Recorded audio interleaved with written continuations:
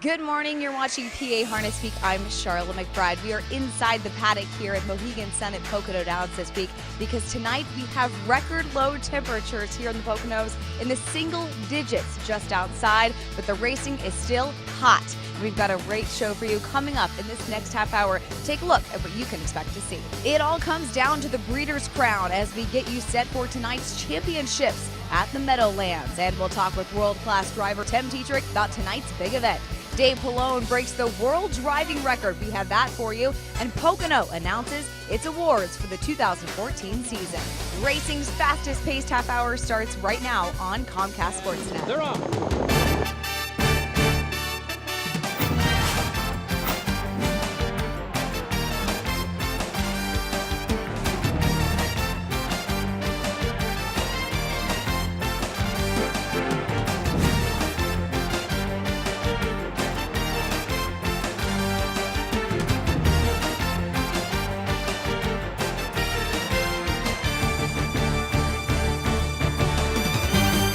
Hello there, Kim Asabi, and welcome to another edition of PA Harness Week. Along with Heather Vitale, I'm Steve Ross. Got a lot of action for you this week, and the curtain is coming down on the season at Mohegan Sun at Pocono Downs. Another blockbuster year for the folks up there in the Pocono Mountains. Beautiful track, great horses, great horsemen, just all the good stuff went on up there, didn't it? Yes, and this is the last evening of live racing. Oh, yeah. So if you have not been to the track yet, Mohegan Sun at Pocono Downs, what are you waiting for? This will be your last chance. Do not lollygag, right? No. Now, they did give awards out at Mohegan Sun at Pocono Downs, so I want to tell you all about the stellar superstars that were there. First of all, we are going to kick off the harness racing stars that have 4 legs. Okay, I'm going to tell you about the horses first. The Pacer of the Year went to Dancing Yankee. The 6-year-old stallion won the Van Rose Invitational plus a $100,000 Invitational, and he did that in 1:47.2. He picked up 6 wins in 7 races. He was trained by Josh Green and Amber Buter. Next is Trotter of the Year, and that went to Wind of the North. The 4-year-old Cliff Green trainee had a total of 10 starts with 6 wins, 2 seconds, and a third, including a 1:51 new world record for his age and gender on a 5/8 mile oval. Finally, let's see, Claimer of the Year, it's a BJ's Remo.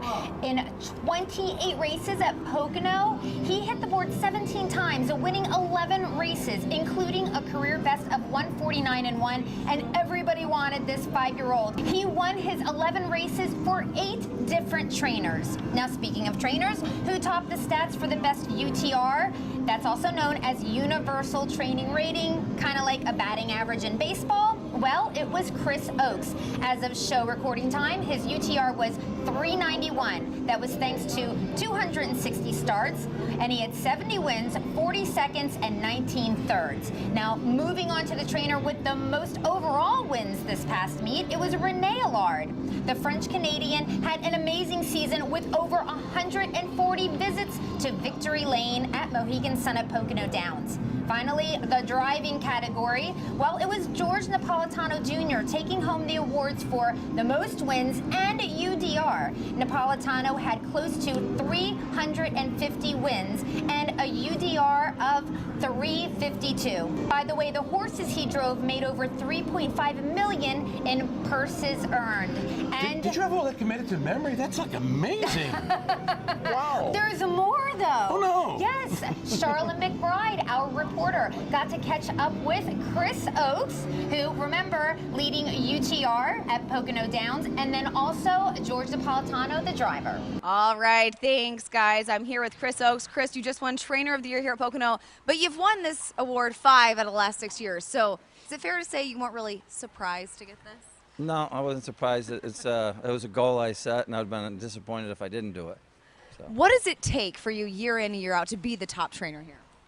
Well, number 1 is a lot of hard work, and number 2, having a lot of good people, a lot of good staff that work just as hard as I do every day. And you know, when I set these goals, they're involved, and they're 100% behind me, and they take it just as personal as I do. They hate to lose, and they do whatever we can do to help these horses race well. It means a lot, you know. It's a title that you know, everybody would love to have, and I'm grateful and thankful that, you know, I'm able to have great guys behind me like Chris Oakes and Gilbert and Louie and all the little people that make it possible. It couldn't be possible without them guys. And Chris is a true friend to me, and he told me about midway through the season, he said everybody wants you to drive their horse, so don't feel bad when you pick the best horse. And that really turned around for me when I started doing that, because at the end of the day, if you don't pick the best horse, you can't be the leading driver. So I just want to thank all them guys. They really made it possible for me. Thank you guys, congratulations, and we cannot wait until 2015 for another season of great racing at Mohegan Sun at Pocono Downs. Can't we, Heather? Oh, I can't wait. Big news, guess what, up at the Meadows, Dave Palone, who already was the leading driver in wins in North America, apparently that wasn't enough for him. He wanted to get the whole world. And the only guy standing in his way was a guy from, they named the ketchup after, Heinz Vevering. And he had like a gazillion wins out there. Anyway, Dave Palone took the measure of Heinz Vevering. He did it at the Meadows, and it looked like this. Missy Taptina opens up. Honda Watts is second. On the outside, Glorious Gloria. Under the wire, Missy Taptina. It started in 1982 with his first draw. Taptina $3 and $3. Number one, Honda Watts, 680. You're the best in the world. Both of my milestones, it's incredible that they've come with 2-year-old trotting fillies and a 2-year-old pacing filly. But they were both showed up on the right day, and I'm just glad it's over with. It was a lot of work these last 10. Thank you, Dave. Continued success. And, you know, there's a kicker in this, too, also. Heinz Vevering came back over the weekend and tied him again. Hello. And then Palone went 3 ahead on Monday. He'll never catch Palone. Palone drives 18 million drives a day.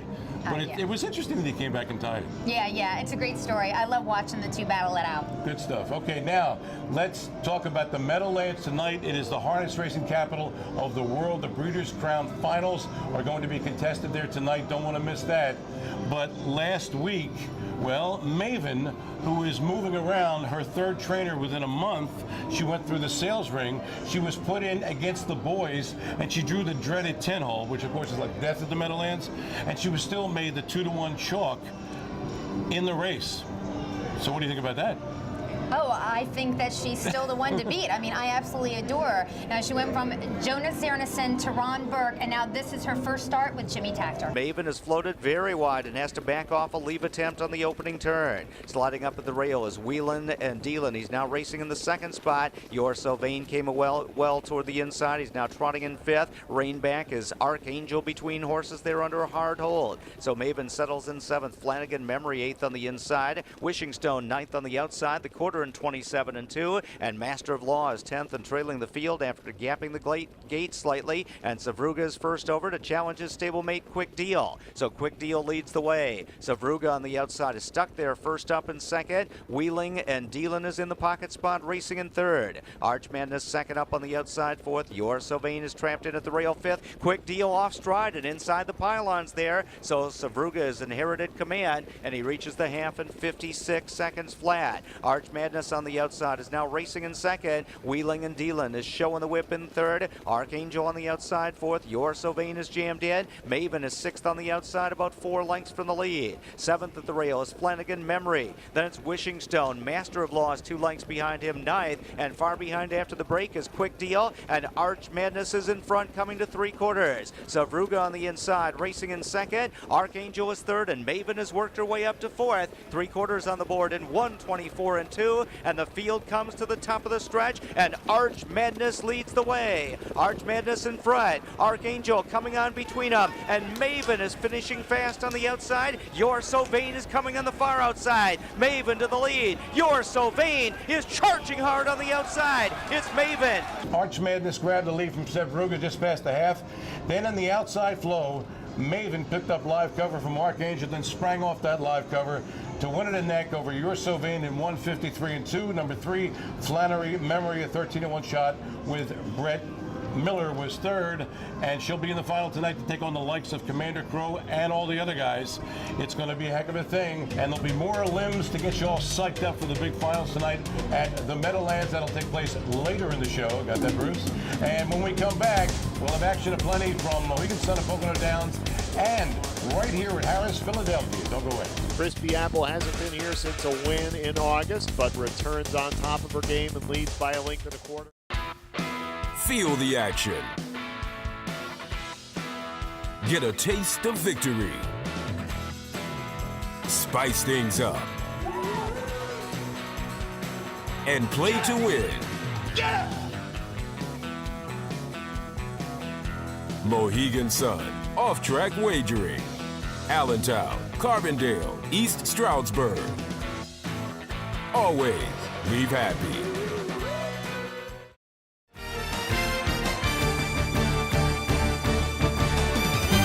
Hello there, and welcome back to PA Harness Week. I'm Steve Ross. She's Heather Vitale. And speaking of Heather, Heather has race 10 on Saturday. It was the feature at Mohegan Sun at Pocono Downs. Give it to him, babe. It's the open handicap for pacing mares. The purse is $35,000. Number 6 is Yagonnakissmeornot or Not. She is the favorite. She's been first or second 7 times out of her last 8 starts and against some mega tough ladies. But then there's number 4, Crispy Apple. She's the richest in here with $1.2 million, and she has the fastest career mark.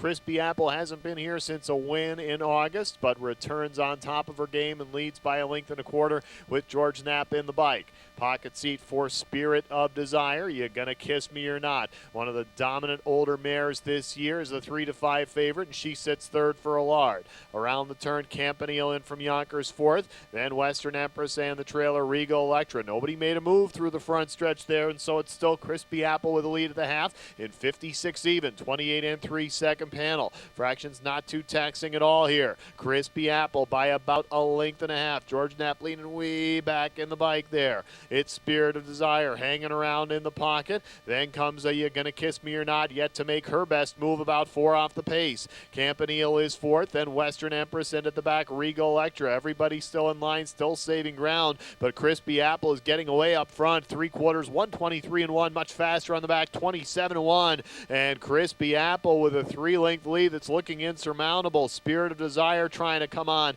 You Gonna Kiss Me or Not still hasn't fired third. Top of the stretch, Crispy Apple leading by 3. George Napp trying to get more out of her. Spirit of Desire cutting into it. Now You Gonna Kiss Me or Not is surging here. It's Crispy Apple looking for the line. You Gonna Kiss Me or Not trying to time it. You Gonna Kiss Me or Not gets there. And it looked like Crispy Apple was going to make fruit salad out of her competition, but it was You Gonna Kiss Me or Not who sat third on the rail during the mile, and then she ended up sprinting home the fastest. She gives a big smooch to the finish line first in 1:15.4, and she naps Crispy Apple at the wire. Simon Allard is your winning driver for his training brother. That's Renee Allard. Now, You Gonna Kiss Me or Not and Crispy Apple both in the Rich Breeders' Crown tonight at the Meadowlands.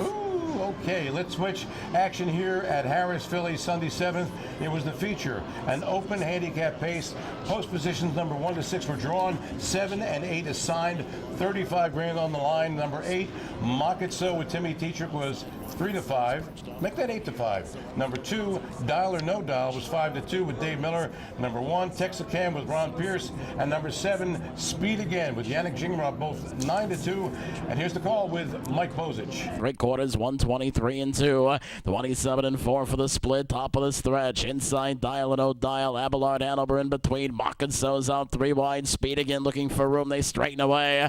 Dial or Nodial turns first. Speed Again up the inside. Mock It So on the outside. Texarkana trying to get up the inner. It's Dial or Nodial outside. Mock It So. They come down to the finish. Dial or Nodial. Texarkana grabbed the early lead before Dial or Nodial took over and managed to last, withstanding a furious late charge from Mock It So, winning in 151 flat. Speed Again was a length back in third.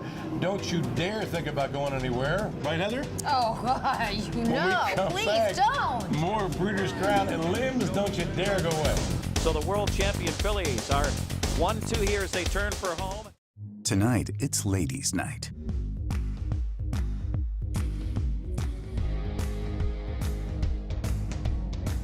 The lights are low, and the stakes are high.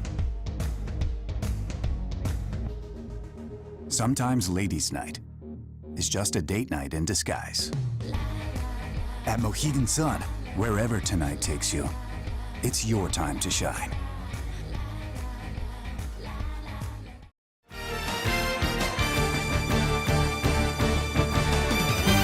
Hello there, and welcome back to PA Harness Week. She's Heather Vitale, I'm Steve Ross.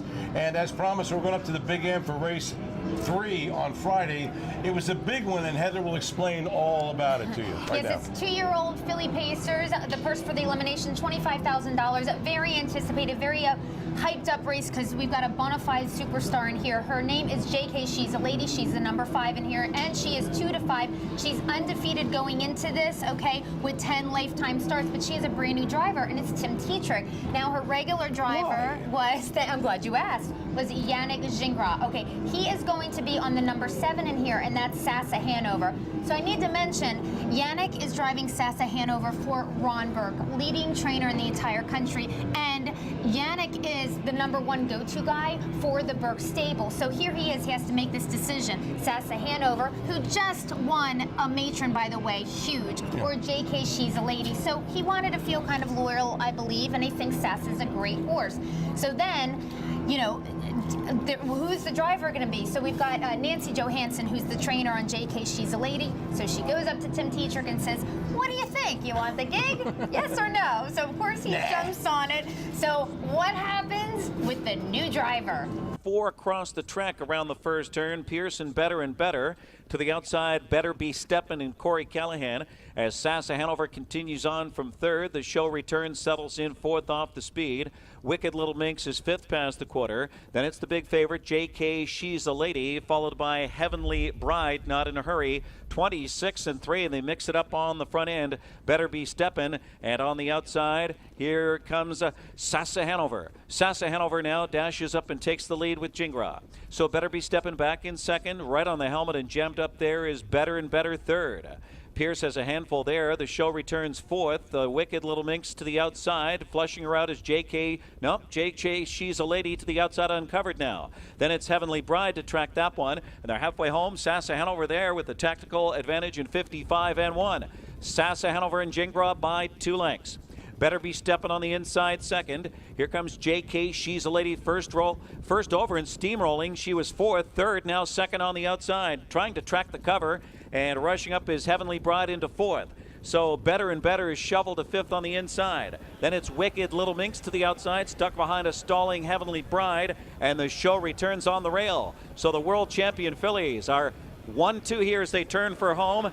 3/4, 123 and 4/5 into the stretch drive. Sasa Hanover. JK, She's a Lady on the outside, taking it to her. JK, She's a Lady, steamrolling on the outside. Sasa Hanover can't pace with her. Then it's Better Be Steppin' 3rd to the line. JK, She's a Lady. JK, She's a Lady continues to be perfect, and she does it in what most people would say in harness racing is the toughest trip there is, and that is first over, baby. And she does it easily by over 2 lengths, and 151 and 2 for trainer Nancy Johansson. For the new driver, Tim Tetrick, by the way, who never pulled the earplugs in this race. So hello, yes, Sasa Hanover, she showed the way on the front. She was 2nd. Better Be Steppin' was 3rd in here. Okay, let's now go to race 6 on Friday at the Big M. A 2-year-old filly pace for Breeders' Crown, a limb. Number 7, Happy Becky with Dave Miller, the 2-1 chalk. But the story of this one was it was DQ City.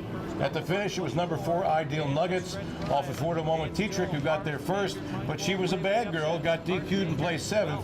So Heart Major, a 10-1 shot with Ron Pierce, finished 2nd, was placed 1st. Number 2, Divine Caroline, 3-1 with Corey Callahan, finished 3rd, was placed 2nd. Happy Becky finished 4th, placed 3rd, but Ideal Nuggets gets into the Breeders' Crown final as Happy Becky suffered a cracked knee and can't go. Now, for those of you who understand Yiddish words like Maven, you might understand mazel, because there was lots of mazel associated with Ideal Nuggets to get into this heat. Yeah, absolutely. Pretty crazy stuff. I caught up with Tim Tetrick, and he's going to tell us all about the 2-year-old filly situation and what to expect tonight. Timmy Tetrick, have you ever gotten a drive behind a horse who was undefeated in 11 starts and leading the division? Well, I've gotten to drive some really good fillies and some good horses, but she's a top, she's a very top filly, and you know, she's caught a very good division, and she's at her best of her game right now. She was very tough in the elims. What are you looking for in the final? It's the same kind of effort. You know, if she comes back to that effort, I think she's definitely the one to beat. And, you know, hopefully she stays healthy until the end, and hopefully everything's good. The Breeders' Crown is what it all comes down to. We work all season, and this is the championship Super Bowl, what it comes down to for all the divisions and top honors. And, you know, this is where the champions are made. They get crowned. Thank you, Timmy. Best of luck to you tonight. Have safe trips all through the Breeders' Crown Championship Finals tonight. Okay, we go to the second race on Saturday at the Meadowlands, and Heather's got that for you. Yes, I do. It's an elimination for 2-year-old male trotters, first $25,000. It was a lead changes galore in this heat, from Pinkman to Habitat to Guess Who's Back.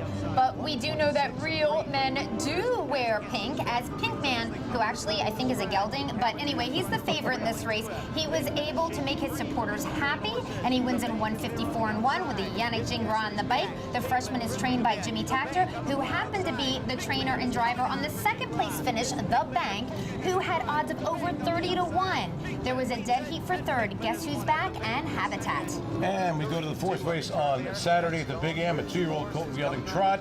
Number 4, Muscle Diamond, with John Campbell was 6-5, but it was French Laundry. Men like French Laundry sometimes too. A 7-2 shot with Brett Miller, who made a winning move, beating Muscle Diamond ahead in 155-1. Number 3, Suit and Tie, a 50-1 bomber with Mike Simons, got third. We are going right into the 3-year-old pacing colts now, and another elimination for Breeders' Crown. We've got 2 main contenders in here. Number 4 is Always Be Miki. He's the favorite. He was supplemented to this race for $62,500. Okay, yeah, I know. And he goes into this winning 8 out of his last 9. But then there's number 1, and it's JK, End of an Era.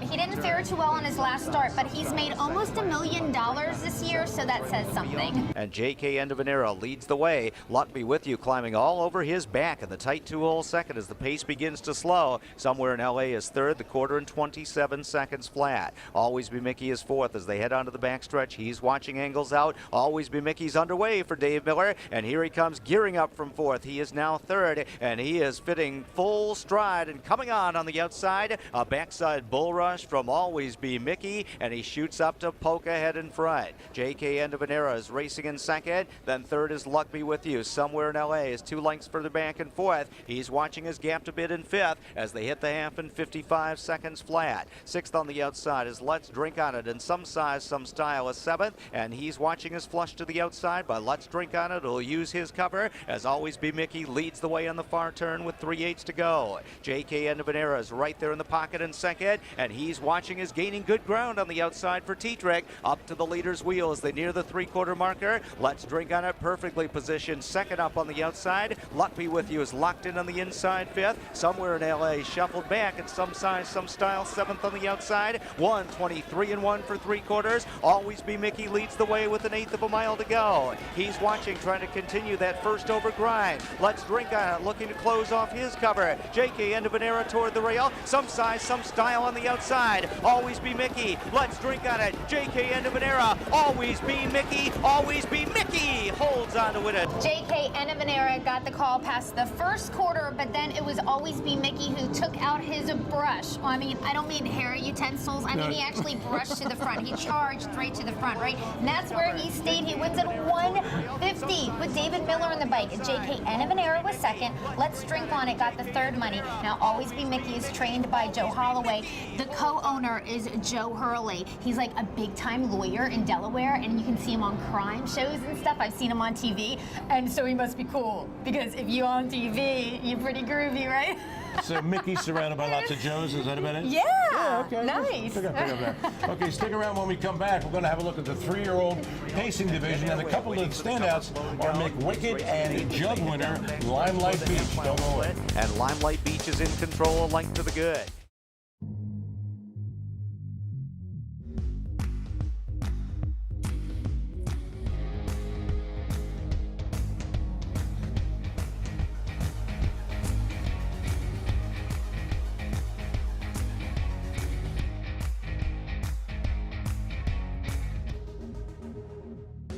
When it's your time to shine, what will you do? At Mohegan Sun, wherever tonight takes you, it's your time to shine.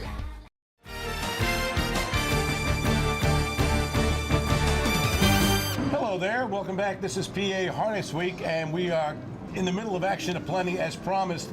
Let's have a look at Saturday 7th at the Big M.